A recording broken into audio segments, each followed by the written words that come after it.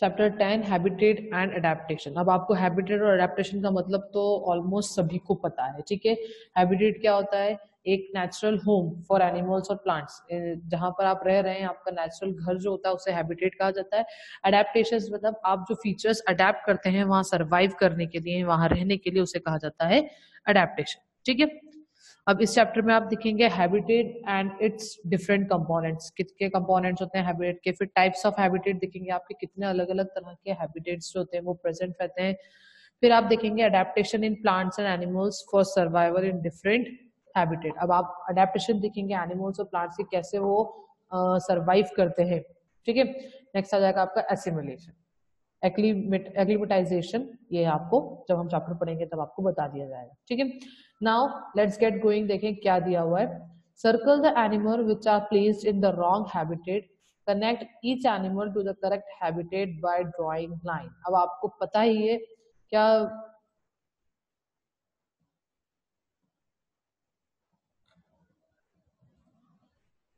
Fish क्या ground पर रहती है? नहीं। कैमल क्या वाटर में रहता है? नहीं। एलिफेंट क्या पोलर रीजन्स पे रहते हैं? नहीं। पोलर बियर क्या डेजर्ट में रहते हैं? नहीं। तो आपको पता है कि कौन कहाँ रहता है, तो आप उसको मैच कर लेंगे, ठीक है। अब आ जाते हैं हम हमारे चैप्टर पर। In this chapter we will learn about different types of organism living in different climatic and geographical conditions. अब हम इस चैप्टर में देखेंगे कि जो एनिमल्स हैं, अलग अलग ऑर्गेनिज्म है, वो कैसे अलग अलग क्लाइमेटिक कंडीशनों, अलग अलग एरियाज में रहते हैं। ज्योग्राफिकल कंडीशंस मतलब एरियाज में रहते हैं, ठीक है। पहले आ जाते हैं हम हैबिटेट पर। Organism exist in most part of our planet, मतलब मैक्सिमम पार्ट पर आपको कोई ना कोई ऑर्गेनिज्म जरूर मिलेगा। ऐसा नहीं होगा कि कहीं पर कोई भी ना हो, हर जगह कोई ना कोई ऑर्गेनिज्म है पूरी अर्थ पर। Earth experience a variety of climatic condition that help different organisms to survive.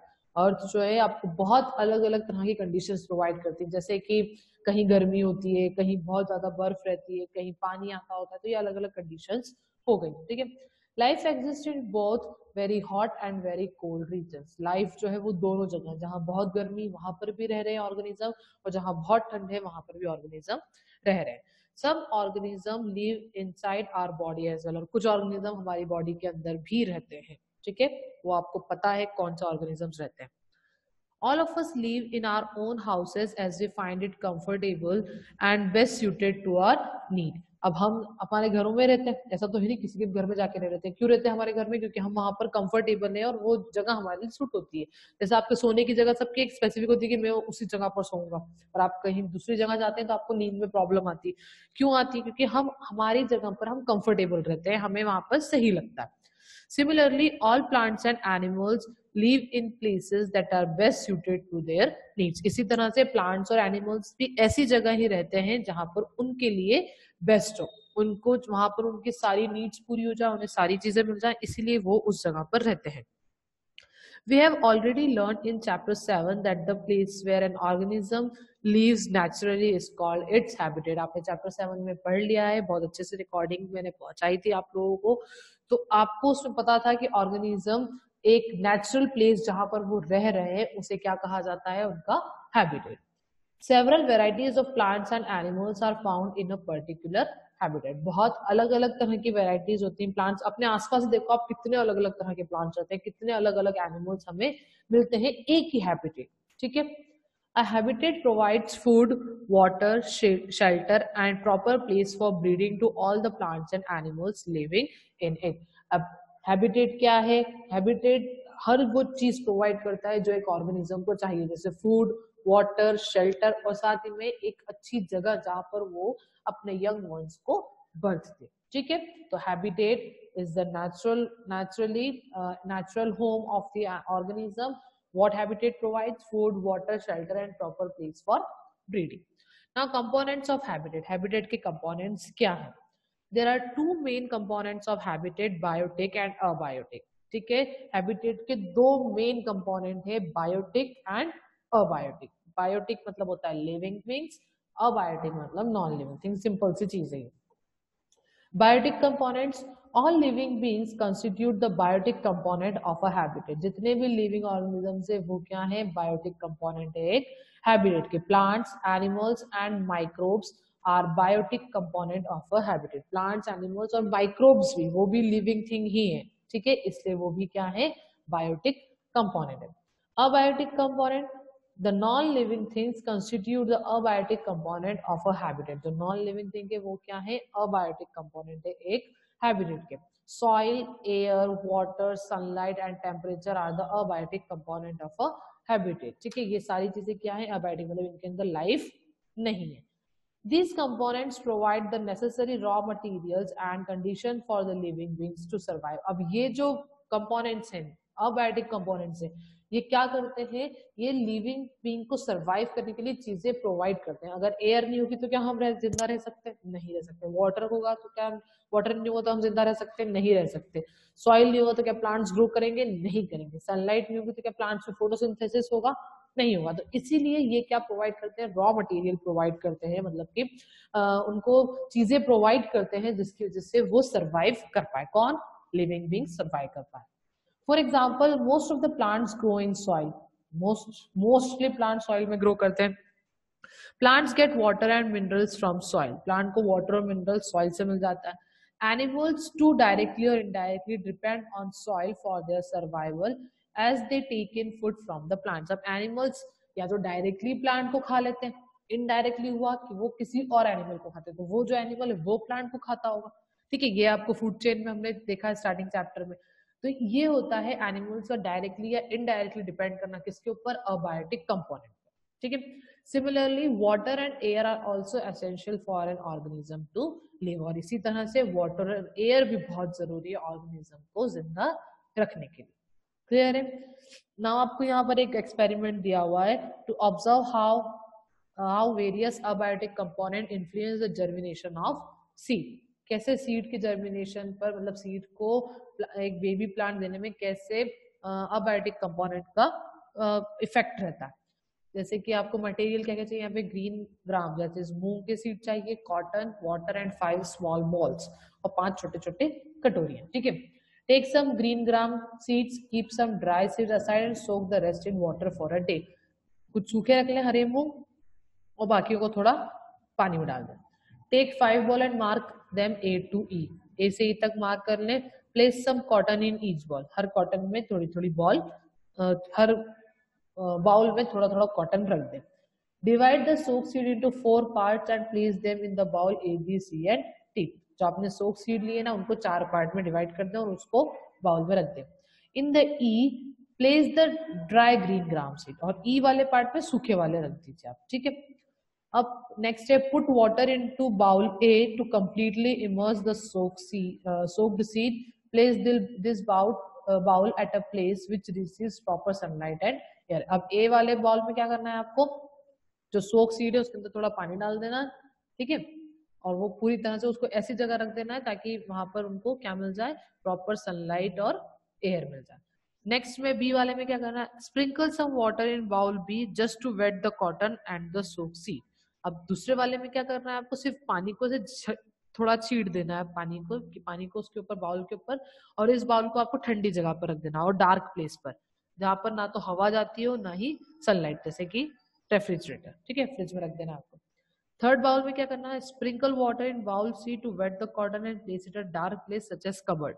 और एक बाउल को आप कबर्ड के अंदर रख दीजिए, ठीक है, सिर्फ उसके पानी छीटना और कुछ नहीं करना। सेवंथ में क्या करना है आपको, keep the bowl D dry at and place it at sunny place. उसको गीला नहीं करना आपको, ठीक है, उसको ऐसे ही एक धूप वाली जगह पर रख देना। और जो ई वाला बाउल है ड्राई सीड वाला, उसको भी सनी प्लेस पे आप खाली ऐसे ही रख दीजिए। Now change water in bowl a daily. ए वाला जो बाउल है उसके अंदर रोज पानी बदलना है आपको। Sprinkle water in bowl B and C every day. 2-4 दिन तक उसके ऊपर पानी छीटना है आपको बी और सी वाले पर। Observe the seed placed in different condition for 3-4 days and record your observation in the given table. अब आप देखो, आप घर पे अभी सभी फ्री है तो आपको ये काम जरूर करना है, ठीक है। उसके बाद आप मुझे कैसे बताएंगे कि ये करा है आपने, तो आप क्या करें, उसका फोटो ले लें, बाउल ABCDE का 5 दिन बाद का, और फिर उसको गूगल क्लासरूम पर डाल देना। किसी भी साइंस सेक्शन में जो करंट होमवर्क रहेगा उसके साथ आप उसको डाल सकते हैं, तो मुझे पता चल जाएगा आप लोगों ने एक्सपेरिमेंट किया है नहीं किया, ठीक है। और इससे आपको क्या पता चलेगा वो देखो, Various abiotic components such as moderate temperature, sunlight, water, air are essential for germination of seed. अब आपको पता चलेगा कौन सा सीड जर्मिनेट हुआ है, तो जो सीड जर्मिनेट हुआ है मतलब उसको सारे अबायोटिक कंपोनेंट्स मिले हैं और अच्छे से मिले हैं, इस वजह से उसमें प्लांट जो है वो सीड जो है वो प्लांट में कन्वर्ट हो गया, वरना नहीं होगा। ठीक है, तो ये आपका आज का एक टास्क है और ये 4-5 दिन बाद रहेगा, 4-5 दिन लगेंगे इसके अंदर। Now next topic is types of habitat. कितने तरह के हैबिटेट्स हैं? Habitats can be broadly divided into two categories, terrestrial and aquatic habitat. दो तरह के मेन हैबिटेट होते हैं, टेरेस्ट्रियल मतलब जो लैंड पर रहते हैं, एक्वेटिक मतलब जो वाटर में रहते हैं। ठीक है, टेरेस्ट्रियल हैबिटेट्स देखते हैं हम। Habitats on land are called terrestrial habitats. जो लैंड पर हैबिटेट जितने भी हैं वो कौन से होंगे? Terrestrial habitat. Animals that live in terrestrial habitat are called terrestrial animals. और ऐसे एनिमल जो टेरेस्ट्रियल हैबिटेट में रहते हैं उन्हें क्या कहेंगे हम? Terrestrial animals. Some of the terrestrial habitat are desert, grassland, mountains, polar region and forest. अब ये सारी चीजें जमीन के ऊपर है, इसलिए ये क्या है? Terrestrial habitat. ठीक है, अब एक एक हैबिटेट हम देखते हैं क्या दिया। Desert, deserts are area that receives very little or no rainfall। अब ये बचपन से पढ़ते आ रहे हैं, डेजर्ट क्या है? ऐसी जगह जहां पर बहुत कम बारिश होती है या फिर होती ही नहीं है। Due to scarcity rainfall, deserts are hot, dry and sandy region with a little vegetation। अब डेजर्ट को अगर आपको डिफाइन करना है तो कैसा होगा? वहां पर पानी की कमी होगी सबसे पहले, तो वहां गर्मी होगी, बहुत सूखा होगा और हर तरफ सैंडी रीजन होगा और जहां पर प्लांट्स जो है वो बहुत ही कम होंगे। During daytime, deserts are very hot and very cold at night। दिन के टाइम पर डेजर्ट बहुत गर्म होता है और रात के टाइम पर बहुत ठंडा होता है। Sahara, Kalahari and Thar desert are some desert।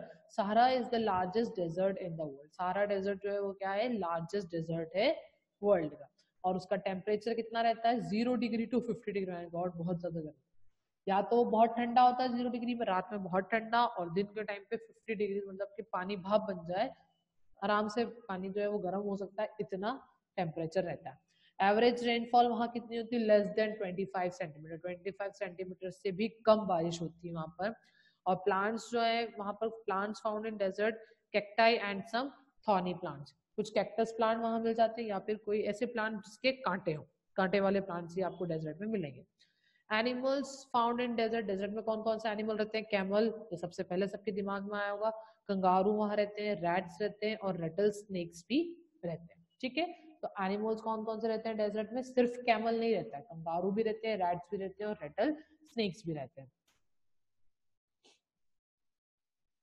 Next is grassland. Grasslands are the region which mainly have grasses. Grassland ऐसा रीजन जहां पर बहुत घास हो। Not many shrubs and trees grow in this habitat. यहाँ पर कोई बड़े बड़े ट्रीज या शर्ब्स नहीं होते हैं, मोस्टली सारे हर्ब्स ही रहते हैं, मतलब छोटे छोटे प्लांट ही रहते हैं।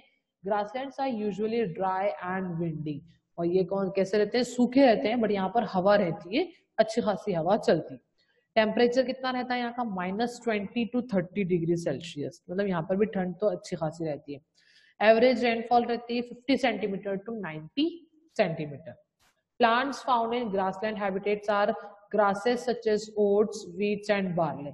Oats, wheats और barley grasses जो है वो यहाँ पर mostly grassland में यही पाई जाती हैं। Animals होते हैं grassland में कौन कौन से होते हैं? वो lions, tigers, deer, giraffes and kangaroos। ठीक है, kangaroos दोनों कंडीशन में रह सकते हैं, डेजर्ट में भी और ग्रासलैंड में। Animals found in grassland, lion, tiger, deer, giraffes and kangaroos। Now mountains, mountains भी लैंड पर ही, लैंड से ही ऊपर गई है, ठीक है, तो इसलिए उनको भी क्या कहा जाता है? Terrestrial habitat. Mountains are the habitat that are found at higher altitude. ऊपर की तरफ जब जाते हैं तो उसे कहा जाता है हायर एल्टीट्यूड, और उन हायर एल्टीट्यूड्स पे क्या होते हैं? माउंटेन्स होते हैं। These habitats are extremely cold and sometimes experience snowfall depending upon the altitude। अब यहाँ पर ये बहुत ठंडे होते हैं और कभी कभी उसके एल्टीट्यूड पर डिपेंड करते हुए हो सकता है कि वहां पर स्नोफॉल भी हो जाए। हर माउंटेन के ऊपर स्नोफॉल नहीं होती, कुछ माउंटेन्स के ऊपर उनके एल्टीट्यूड के हिसाब से माउंटेन होती है। एल्टीट्यूड होता है height about the sea level, sea level से कितने ऊपर है। Temperature in mountain decreases with the increasing altitude, जैसे जैसे आप ऊपर जाएंगे एल्टीट्यूड के ऊपर, एल्टीट्यूड पर सीधे ऊपर जाएंगे तो टेम्परेचर उतना ही कम होता जाता है. The types of plants that grow at the top of the mountains are different from the plants that grow at the foothill. अब जो प्लांट हैं उनमें डिफरेंसेस आते हैं. जो ऊपर प्लांट ग्रो करेंगे वो बहुत अलग होंगे और जो नीचे फुट हिल पे ग्रो करेंगे वो बहुत अलग रहते हैं. ठीक है, क्योंकि ऊपर जाते जाते हैं ठंड बढ़ती जाती है और नीचे रहते हैं थोड़ी गर्मी रहती है, तो वहां पे ऑफकोर्स प्लांट्स का हाइट है, उनका कलर है, ये सब चेंज होता है. टेम्परेचर वहां रहता है -35°C टू 45°C. ठीक है, -35 to 45°C यहाँ का टेम्परेचर रहता है. एवरेज रेनफॉल या तो 8 सेंटीमीटर की रेनफॉल होगी बहुत कम, या फिर 100 सेंटीमीटर तक पहुंच जाती है. Plants found in mountains, mountains में कैसे प्लांट्स होते हैं? Conifer trees such as pine and spruce are found. Conifer trees होते हैं, मतलब कि उनके कोन्स होते हैं, फ्लावर्स बियर नहीं करते, वो कोन्स बियर करते हैं, उन्हें कॉनिफर्स कहा जाता है, जैसे कि पाइन एंड स्प्रूस. आप इसके पिक्चर आप देख सकते हैं, गूगल पर डाल लेना, मिल जाएंगे आपको पिक्चर्स. ठीक है. Animals found in mountains, mountains में कैसे एनिमल रहते हैं? Mountain got, ship, yak and snow leopard, इस तरह के एनिमल्स आपको वहां पर मिलेंगे. माउंटेन गॉट अलग ही होते हैं, उनके बहुत बड़े बड़े फर्स होते हैं, शिप के बहुत ज्यादा हेयर होते हैं, फ्लीज बहुत ज्यादा होते हैं, मतलब याक के भी बहुत लॉन्ग हेयर होते हैं, और स्नो लेपर्ड. ठीक है, तो ये थे माउंटेन्स टेरेस्ट्रियल रीजन पे. नेक्स्ट है टेरेस्ट्रियल रीजन का polar regions. Polar regions that is Arctic and Antarctica, बहुत ज्यादा ठंडा area, are extremely hot and are covered mostly with snow. ये बहुत ठंडे होते हैं और ये मोस्टली किससे कवर्ड रहते हैं? स्नो से कवर्ड रहते हैं. In this region sun is hardly seen during the winter. इस रीजन में सन जो है वो बहुत ही मुश्किल से दिखाई देता है, सन रेज आती ही नहीं है. Whereas these regions have sun for 24 hours a day in the summer. और या तो ऐसा होता है सन नजर ही नहीं आता, या फिर ऐसा होता है 24 घंटे सन दिखता है गर्मियों के टाइम पे, 24 घंटे आपको सनलाइट मिलती है. टेम्परेचर होता है यहाँ पर -88 to 15°C, बहुत ही कम टेम्परेचर. ठीक है. एवरेज रेनफॉल होती है लेस देन 25 सेंटीमीटर, बहुत कम रेनफॉल होती है, वहां स्नोफॉल होती है. ठीक है. Plants found in polar regions, polar regions में प्लांट्स होते हैं conifer trees such as pine and spruce and grasses. यहाँ पर आपको ग्रासेस मिल जाती है, थोड़ी ज्यादा बड़ी नहीं होती, बट हाँ ग्रासेस यहाँ पर आपको मिल जाती है. फिर animals found in plants found in polar regions. अब animals found in polar regions, polar bear, penguin, seal, Arctic fox and walrus. अभी आप पहले भी पढ़ चुके हैं, हमने लास्ट ईयर भी देखा था ये एंटार्क्टिक पोलर रीजन्स पे कैसे एनिमल्स रहते हैं. पोलर बियर्स रहते हैं, पेंगुइन्स, सील, आर्कटिक फॉक्स और वॉलरस. ठीक है, इस तरह के एनिमल्स ये आपको कहाँ मिलेंगे? ये पोलर रीजन्स पे मिलते हैं. Next is forest. फॉरेस्ट भी अलग अलग तरह के होते हैं. अब देखो क्या क्या होते हैं वो forest. Forest habitat are large area that are covered with a large number of plants and trees. Forest अगर आपसे पूछे फॉरेस्ट क्या है, तो इस आपको बताना है फॉरेस्ट एक ऐसा हैबिटेट है जो कि बहुत बड़े एरिया में होता है, वहां large number of plants and trees होते हैं. ठीक है, प्लांट्स और ट्रीज होते हैं वहां पर बहुत ज्यादा होते हैं. 3 main types of forest found on earth are tropical, temperate and boreal. ठीक है, ट्रॉपिकल, टेम्परेट और बोरियल टाइप के फॉरेस्ट होते हैं अर्थ के ऊपर. 3 तरह के फॉरेस्ट. अब आपको फॉरेस्ट में भी अब टाइप्स आ गए. ठीक है. Tropical forest, as these forests receive a heavy rainfall throughout the days, these are called tropical forest. यहाँ पर पूरे साल बारिश होती है, ऑलमोस्ट बारिश मिलती है पूरे साल इस फॉरेस्ट में, इसलिए इन्हें क्या कहा जाता है? Tropical rain forest. ठीक है. Tropical forest are found near the equatorial region. ये ट्रॉपिकल रेन फॉरेस्ट कहाँ मिलेंगे आपको? जो अर्थ में इक्वेटर है ना, उसके पास वाले एरिया में. ठीक है. This forest are home to a vast variety of plants and animals. और ये क्या है? ये घर है बहुत ज्यादा बड़ी वैरायटी के प्लांट्स और एनिमल्स स्पीशीज के. मतलब इन फॉरेस्ट में आपको सबसे ज्यादा प्लांट्स और एनिमल्स मिलेंगे. टेम्परेचर यहाँ होता है 20°C to 34°C, मतलब अच्छा टेम्परेचर रहता है यहाँ पर. Average rainfall generally more than 200. Average rainfall कितनी होती है यहाँ पर? मोर देन 200 सेंटीमीटर, मतलब अच्छा खासा पानी आता है वहां पर.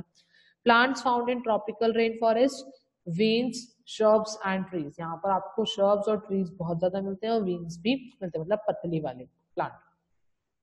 Animals found in tropical rain forest, bat, gorilla, monkey, jaguar, macaw, toucan and parrot, हर तरह के एनिमल मिलते हैं यहाँ पर आपको, ठीक है। ट्रॉपिकल रेन फॉरेस्ट मतलब ऐसे एनिमल तो जरूर मिलेंगे जिन्हें बहुत ज्यादा हरियाली चाहिए, ठीक है। Next is temperate forest. Temperate forest क्या होता है देखते हैं। Temperate forest show distinct 4 seasons, winter, spring, summer and fall और ऑटम सीजन, ठीक है। इस फॉरेस्ट में आपको 4 सीजन मिलते हैं, सर्दी भी होती है यहाँ पर, स्प्रिंग होती है मतलब इस टाइम पर फूल वगैरह खिलते हैं, समर भी होता है और एटम भी होता है जब पत्तियां झड़ती है। Soil in this forest is very fertile, और यहाँ का इसका जो सॉइल है, टेम्परेट फॉरेस्ट का जो सॉइल है वो बहुत फर्टाइल होता है, मतलब यहाँ पे ज्यादा से ज्यादा प्लांट्स को आप ग्रो कर सकते हैं, इतना अच्छा सॉइल होता है। They have cold winters and warm summers, जैसे सर्दी में विंटर्स में ठंड होती है और गर्मी में समर में गर्मियां होती हैं।